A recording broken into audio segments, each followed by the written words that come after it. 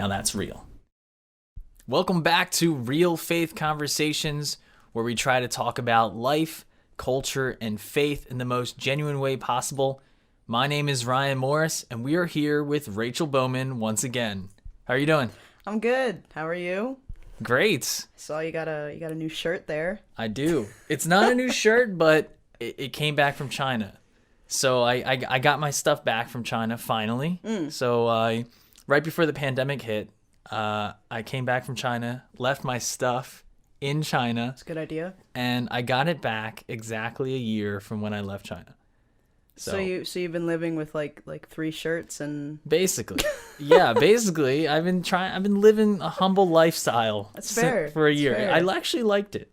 It was great. But now I have my full wardrobe, so you'll be seeing more variety of shirts going forward. Yeah, so you got the new wardrobe, you got the bald. You're ready to go. I'm good, yeah. And I'm trying to grow the beard out. It'd be a cool look. Yeah. It'd be a cool look. Yeah. I feel like a UFC fighter. Conor McGregor or something. Well, yeah. Anyway, moving on. So today we got a good episode for everyone out there. We're going to be talking about families and open adoption, right? Mm-hmm. And really, I really didn't know the difference between, regular adoption, open adoption, closed adoption is another option. Can you explain that a little bit? Yeah. So from my knowledge of it, open adoption is the biological mom, biological family is open to keep a line of communication even after their child has been put up for adoption. And this includes with the child, this includes with the adoptive family, it's basically like that open line of communication. We still would love for them to know who we are and vice versa, all of that. Closed adoption is more, how do I say it?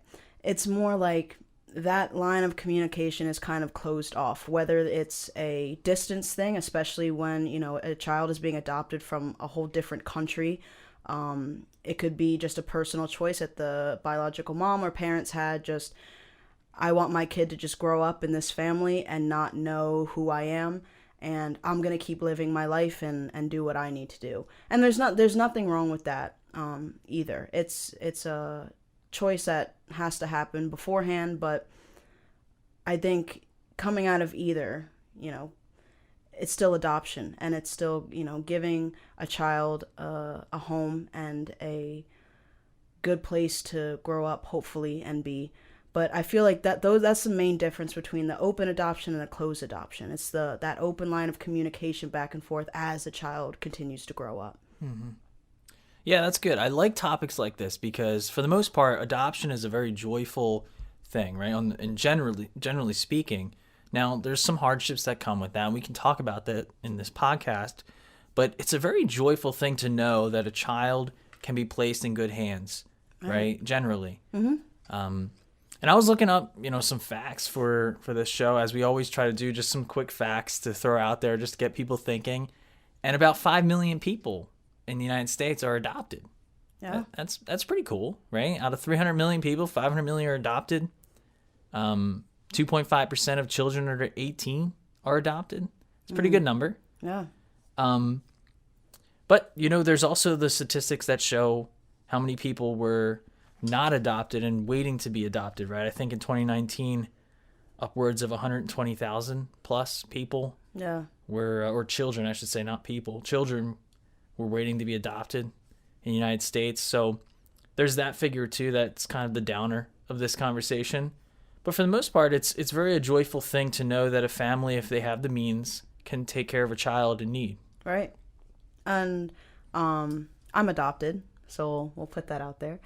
And for my situation, my mom was very young. She was 14 when she was pregnant with me and 15 when I was born.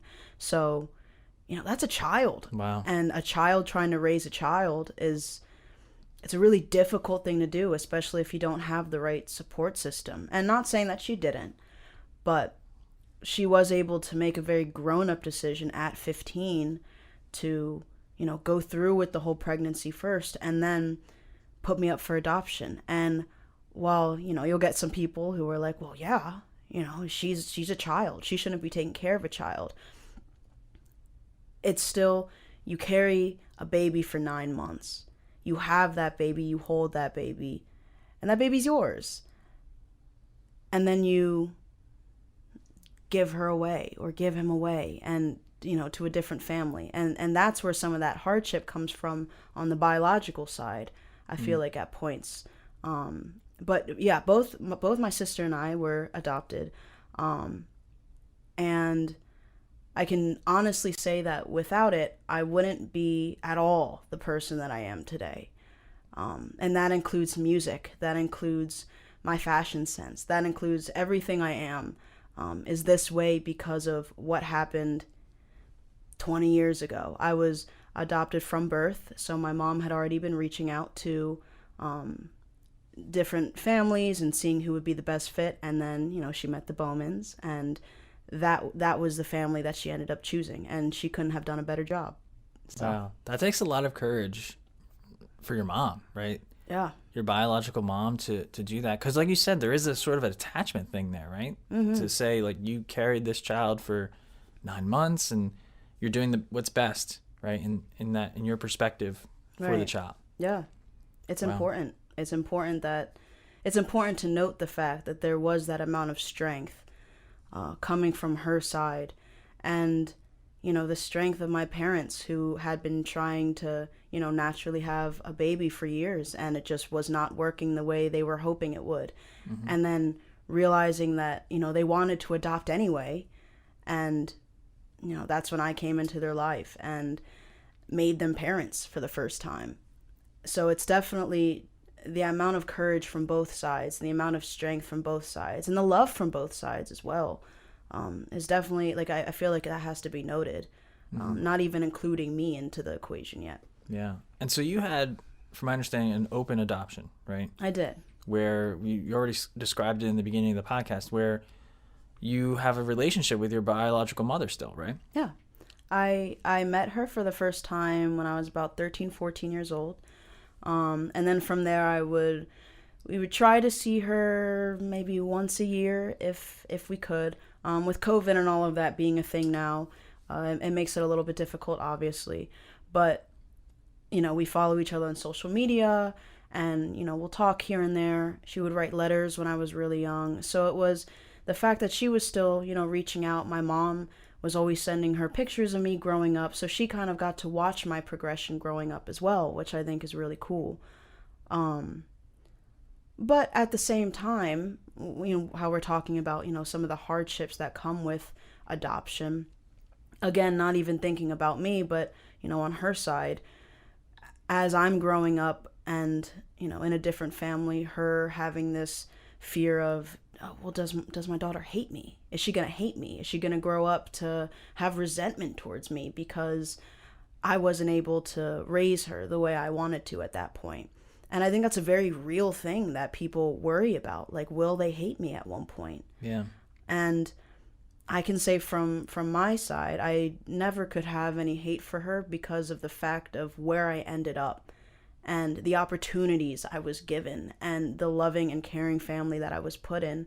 It wasn't like anything was taken away from me, so how could I hate you? You know? But in other cases, it might be different.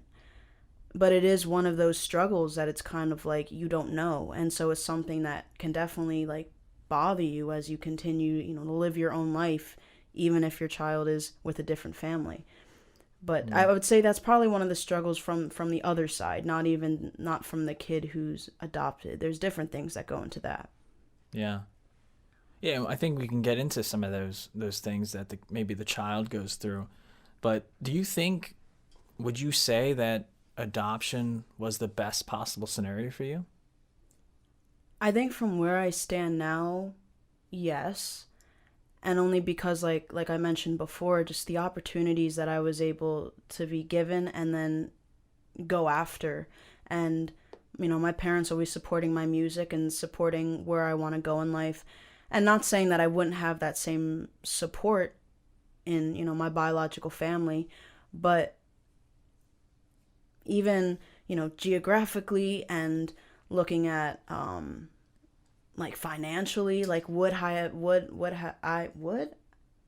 have been able to do the things I'm doing now if I was still with my biological family. They live in a different state. So I wouldn't be part of this church. I wouldn't be here sitting with you doing this. I wouldn't know Father Fitzpatrick. I wouldn't be going to the college I'm going to and meet the friends that I'm meeting. So there definitely could have been a whole different life that I could have lived. That could have been very different. Not bad, but different. But where I am now, it's a blessing to have been able to be part of all of this here. So I think to a point, yeah, it was the best possible option and place for me to be. And, God does things for a reason. I was supposed to be here. I was supposed to be adopted into this family to be able to do things like this. So I look at it as a blessing, most definitely. Yeah, that's such a powerful insight to know that you're comfortable in who you are right now and the circumstances. Because a lot of times, especially with fiction today, we always think about alternative timelines. And I'm sure maybe that pops up sometimes of, what if this didn't happen? And I'm glad that you're comfortable in your own skin to talk about this on a podcast and share your experience, because it's worthwhile diving into. And since this is a show where we try to be genuine and real, of course we have to talk about the not so good sides, right? So Right. Have you ever felt there were any difficulties growing up with this? I think, as most people know, like as you're going into your teenage years, you're kind of going through this whole portion and then onward of who am I? Where do I come from? What do I mean in my own existence? Like, who am I? At the end of the day, is who am I? And when you're adopted, it can be kind of difficult to figure that out to a point, because you know who you are, where you are.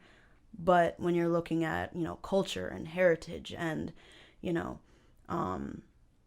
what's the word? Like traditions and all of that, definitely it would be different if I was with my biological family, and for probably other kids too. It would be just a different world, and different things would be part of just your growing up.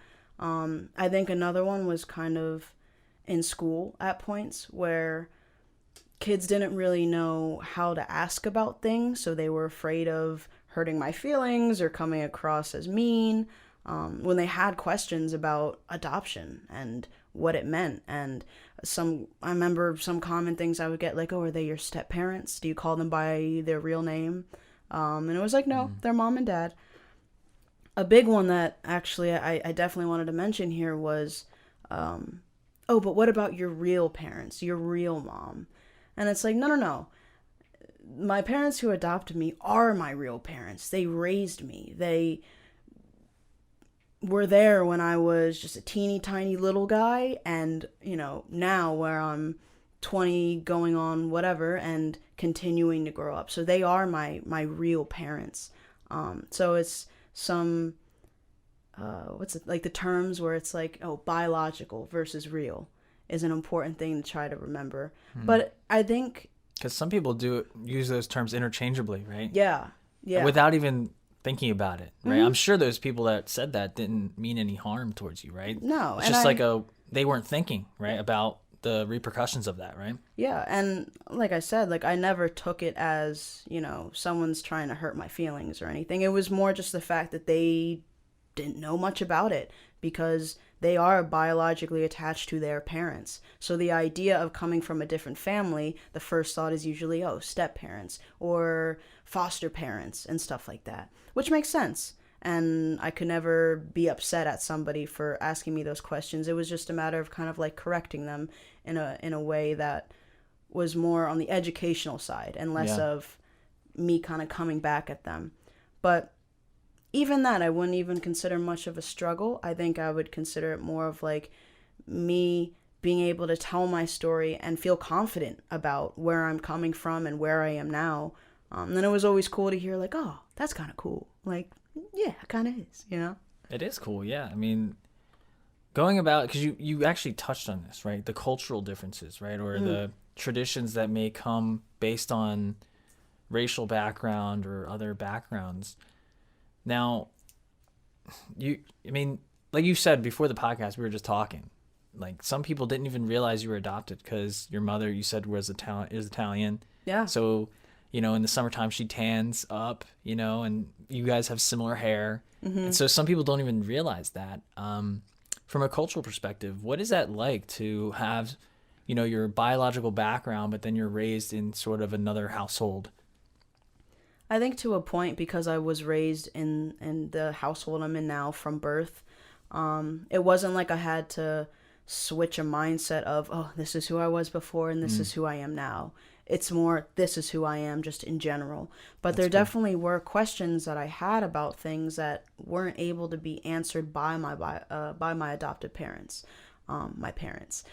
And especially growing up, where it was like in school you would have these, talk about, the culture and traditions in your family and what do you guys do.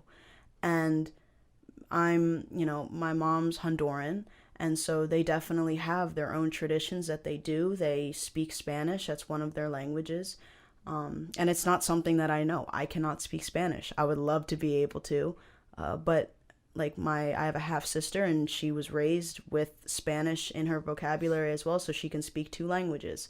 So it was usually just like questions I personally had, like, what do you guys do around Christmas? Like, what is a tradition that the whole family gets together and does that might not be in like the normal American kind of culture traditions. So I definitely had questions, and I definitely had, these thoughts of, well, I wonder what it would be like if I was still there. Like, where would I be at that point? But culturally, I think it definitely, at points, was something that I was kind of going back and forth with myself about. But like I said, not to a point where I was like, oh, I was this person before and now I'm here. I was always me. But was there something missing? Was a question I had sometimes. And was there, or did you ever figure out what that thought was coming from? I think a lot of it was coming from just being young and being curious and really starting to grasp the idea of adoption and what that meant. I did grow up knowing that I was adopted. I was going to ask, yeah. Yeah. So my whole life I was told, like, you are adopted. And obviously not in a menacing way or anything, but it was just like making sure I understood. So I wasn't kept in the dark until a certain age. And so I knew I came from somewhere else, but I think a lot of it was just going through that phase of who am I and realizing that there's a whole nother side of family that I don't know anything about, and I don't know anybody. I know my biological mom, and I was able to meet my grandmother in the last like year and a half or so, which was awesome. But even then, it's like there were still people in my biological family who didn't know I existed. So I think a lot of it was just curiosity of understanding the fact that there was this whole other side that I knew nothing about and wanted to learn about. And now as I'm getting older, instead of looking at it in a negative light, like I won't ever be able to, it's more like I'm getting more and more opportunities to further my knowledge in that, which is really cool. And I really appreciate my mom and dad for being understanding with the fact that I do have questions and never taking it personally when I would ask about my biological family, which was really important for me to be able to have that communication with them as well. That's so cool. Yeah, it's so good to hear some of these stories. And I'm sure there's people out there listening that are adopted and maybe are thinking the same way. What is your message for some of those folks out there that may be in a phase where they're still wondering or trying to get a grasp on this whole adoption thing, that maybe they are adopted, or maybe, parents are considering adopting a child? What's sort of the message there? That's kind of 2-part. I realize I threw a huge thing at you. Let's break it down in the Write first a paper part. on Yeah, it can be a paper. Yeah. Let's take it from the first part, where how about adopted child is struggling maybe, or maybe they're coming to terms with what this means. What is your message for them? I do have to be careful about like what the message might be, because people are in all different types of situations. For me personally, and anyone else who might be in the same kind of phase, you know, at that point, especially when it comes to like and being in like the open adoption kind of like relationship between both families, don't be afraid to ask questions and really understand that, like, yes, there are two sides, but it doesn't mean that you were pulled away from one and forced to live another. You know, it's the idea is adoption is important. When a mother or a family can't take care of this child the way that they want to, and they're looking for another family who can, that's a beautiful thing. And to appreciate that as well. And, you know, to look at your mom and dad as people who are always going to be there to support you and want to see you do your best, but also understand that they, as you do, both know that there is those questions that are kind of always going to be in the back of your head. And I think being able to keep that open line of communication between you and them is equally as important as, you know, having a line of communication to your biological family.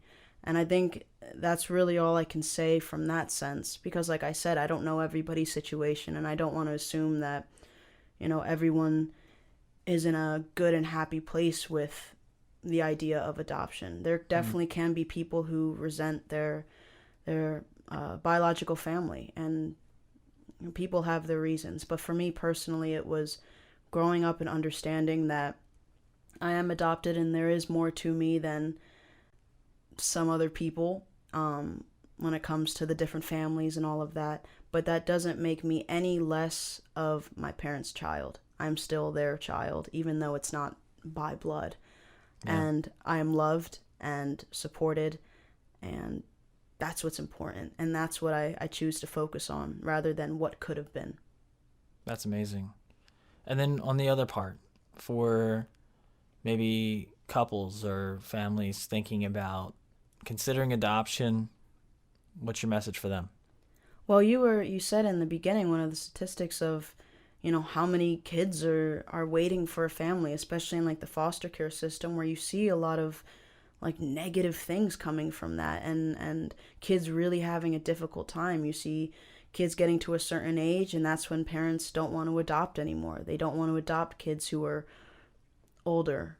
And I see that a lot, and it's sad. And I think for couples and families who are considering adoption or are having trouble with, you know, fertility and whatever else like that, it is definitely something to look into, because you can't look at it as, you know, well, this child isn't from me. That's not the important part. The important part is how you raise them and how you love them and how you move forward from that. Anyone, for the most part, can have a child, but it's, can anybody be a parent?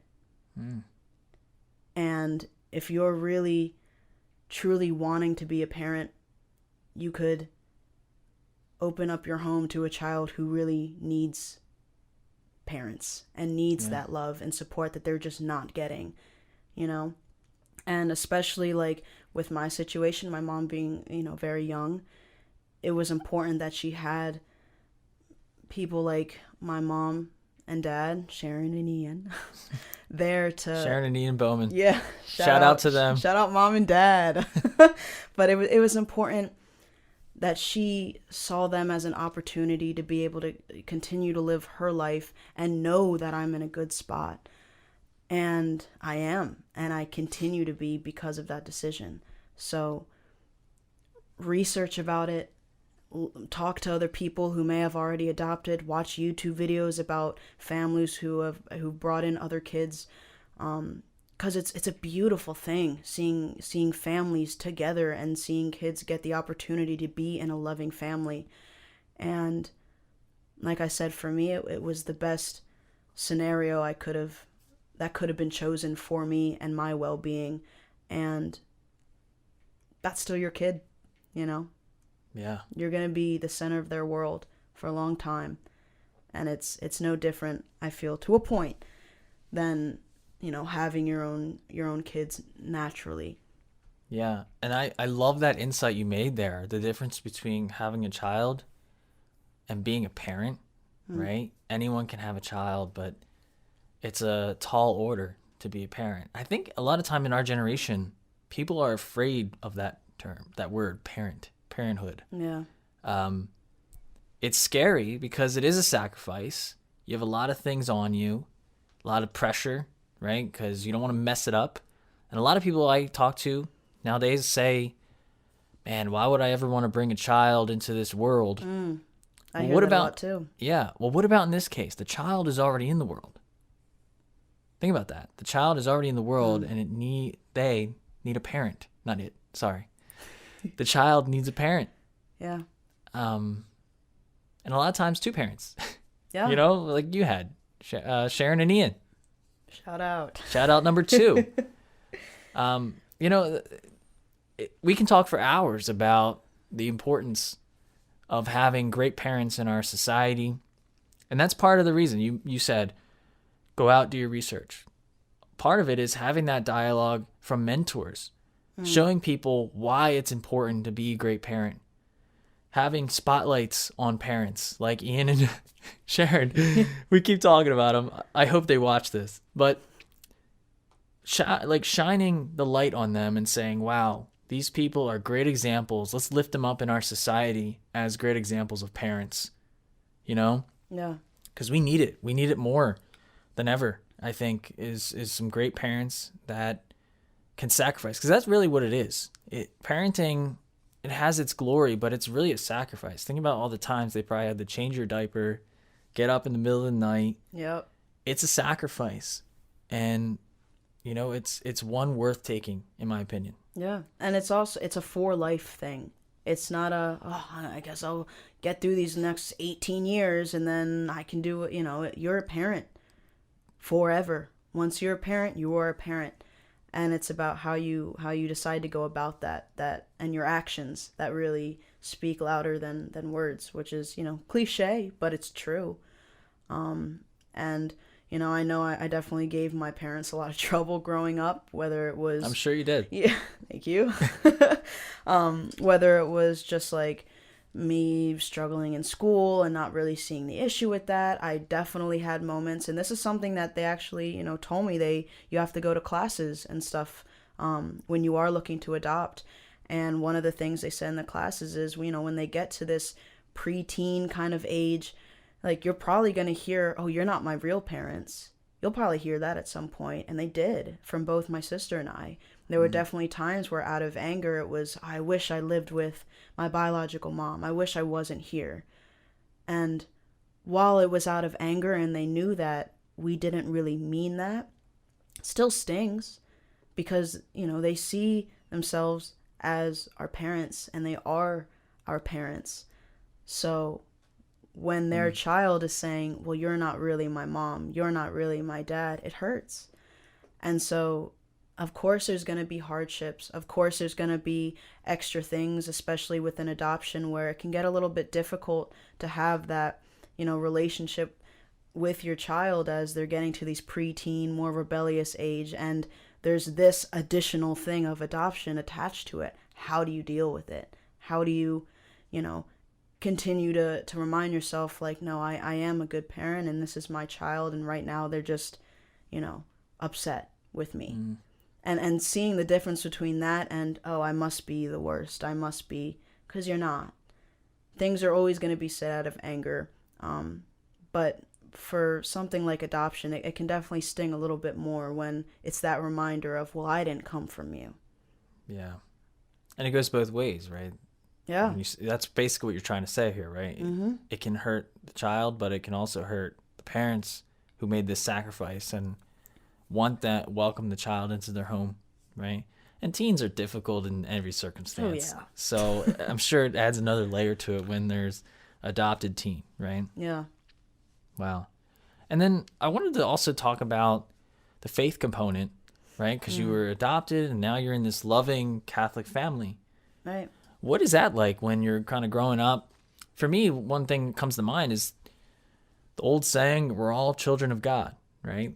And that kind of, I don't know, I'm just going to say this, does it resonate more, that line, with an adopted child? I think to a point, yeah, because it's keeping in mind the fact that, everything happens for a reason, God works in mysterious ways. And for me, I could have been in an entirely different situation for a long time. And am blessed enough to be here and be part of this. I really truly believe that my love for music and all of that stemmed from my mom and her singing to me when I was younger. And I would specifically ask for her to sing with me even before I could really speak. And I think that's where a lot of that came from. And music is such a big part of who I am now, and a big part of like what I want to do when I'm older. I mean, I'm going to school for it, So it was something that I needed to have those experiences first to be able to get to where I am now. So looking at like, being a child of God and being able to further that understanding in a religious family where we come to church and, all of those things connected, and, going to Catholic school and stuff like that. It was definitely, that was in the plan for me. And that was in the plan for my parents and them becoming parents for the first time. And now we're a family of 6. There's 4 kids, four That's of us. awesome. And, 2 of us are adopted and 2 are biologically from my parents, my little brothers. And it's funny to think about because their original plan was to, have 2 kids and then adopt 2 kids. Wow. And it flipped, but They adopted kids first. Oop, hit the mic. They adopted the kids first, and then had were 2 kids. blessed with 2 kids after. Yeah. That's an amazing story in itself. We could talk about that for 40 minutes, you know? Yeah, and that's definitely like God works in mysterious ways is very apparent, I think, in our family, and in most adoption cases, I feel to a point, it's like there was a reason that the adoption needed to happen in the first place.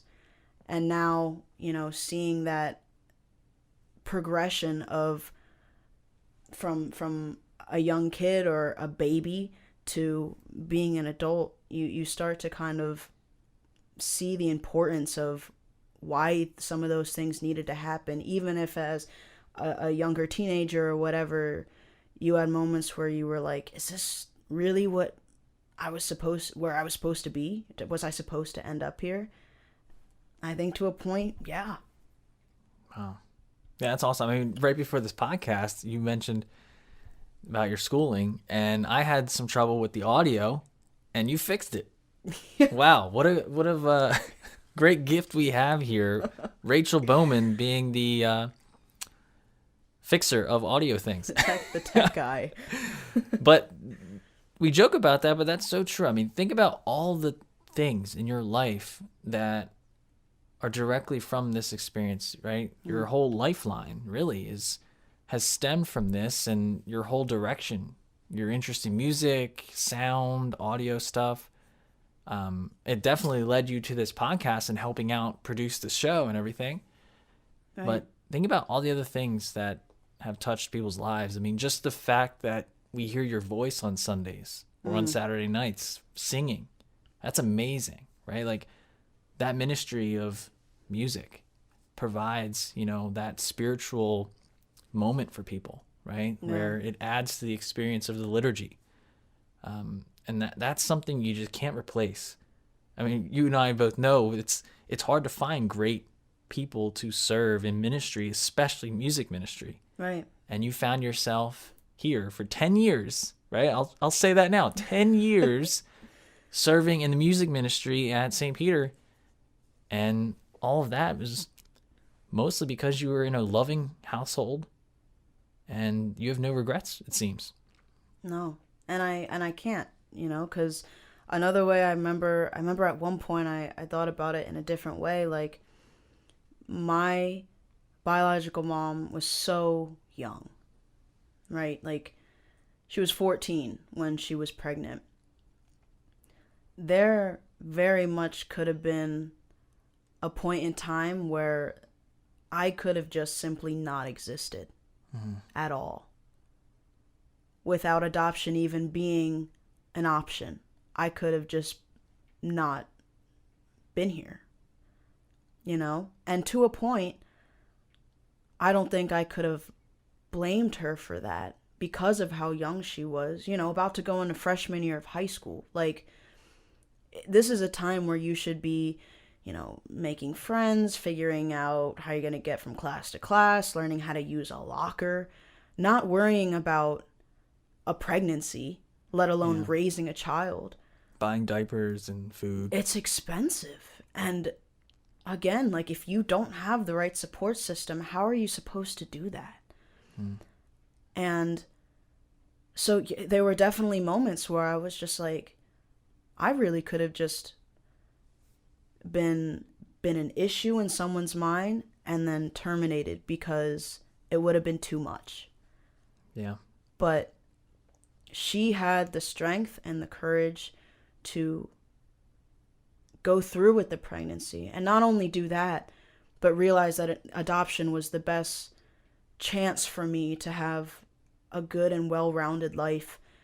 And so through that, she was also able to bless my parents, Sharon and Ian, with their first child, and give them the gift of being parents. And all of that connected is like, it's a beautiful and crazy thing to think about sometimes. Because think about all the people I never would have met and all the people who never would have known who I was. And that's always like a thought I have at points where I'm just like, I really am blessed to have both the family that I'm with now and, my biological family who was strong enough to understand what needed to happen for my well-being and for me to be in the best place possible. And they did that. Yeah. And so it really is a blessing to be here today and talking about this, sitting here with you each week and figuring out what we're doing next. Like, it's a big thing. And, I feel like I can't thank people enough for that. Yeah. And to not go off topic into other issues, but, the pro-life movement, that is a great example of that, right? Where people often see it as the Catholic Church is saying no without anything else to back it up. And as we know, we can't say no without an even greater yes. And I think the yes is supporting women and children after birth. We're not just a pro-birth organization or a pro-birth religion. We're pro-life at every stage. Right. And I think that is a testament to that, where, your mom got the support, it seems, that she was seeking. I mean, oh my gosh, 15, you said? 15 when I was born, yeah. Wow. I when you said that, it didn't sink in until I heard you say going into high school. Right. That's when it really hit me that she was that young. She was finishing like 8th grade. Oh my gosh. It's when you really think about it, you can put it into perspective a little bit more of like what, like, I wonder what she was thinking, at 14. Did you ever ask her? I didn't. And it's something that I should, just because, like, I don't know what I would do now at 20 if something like that happened, let alone a child, essentially. Yeah. So that's why I keep bringing up the fact that, like, that amount of courage, deserves that recognition, because, how we were talking about, becoming attached and having that attachment, especially between like a mother and her child, you have that motherly instinct right away, and having to kind of see me be taken somewhere else and knowing that I'm going to be raised somewhere else and she doesn't really get to see that firsthand. It takes a lot to still go through with that and still be like, you know what? Yes, this is the best for her. And she did it in a very selfless way. Yeah. And my parents have always been open to adoption. There's been multiple times where they've, been very clear, like, if there's a child in need who needs a family, we are that, and we will do that. That's awesome. There is no limit. And so it's the selflessness from both sides where I feel like I definitely had a good mindset on adoption in a whole, especially for my situation, because of that. And because it wasn't in a selfish way, and it was, to make sure that I was getting the best life I possibly could, even if she couldn't be there. That's awesome. Yeah, you have a family of superheroes on all ends. Your mom, your Yeah. biological mom, who was dealing with that at that age and chose life for you in the best way possible. That is a superhero move and should be legendary. Go in the books as legendary. I hope she watches this. I don't know. Hopefully she sees this. I'll Maybe you'll send it to her. Yeah. Because she is a superhero for doing that. And then your parents who raised you, they are also superheroes for doing that as well. Most definitely. And you're a superhero for talking about this. you. This is a great conversation. I really appreciate this. And I hope others see this message and say, hey, either maybe you're looking to adopt, maybe you're trying hard to have children, maybe you're struggling. This is an option. And for those who are adopted, reflect on your life. Why did this happen? What can you be doing with it? Think about all the scenarios that happen in your life, all the chances. Like, what are the odds that this happened? Right. Right? Not only for your circumstance, but this is just one example. Think about it multiplied in the millions. All the circumstances that lead up to this. It's just amazing to think about. It really is. So thank you so much, Rachel, for talking about this, going a little bit in depth, a little edgy, right? I mean, this is tough stuff to talk about, but this is one of those lighthearted episodes where we get to showcase the beauty of life and faith and culture. And this was great. And for anyone wanting to come on the show, how can they do it? They can email media@stpeterchurch.net. That is media@stpeterchurch.net. We'll put that in the description. And you can come on and talk about any topic you want and have a conversation with us. So be real. Be authentic. Let's go. Thank you.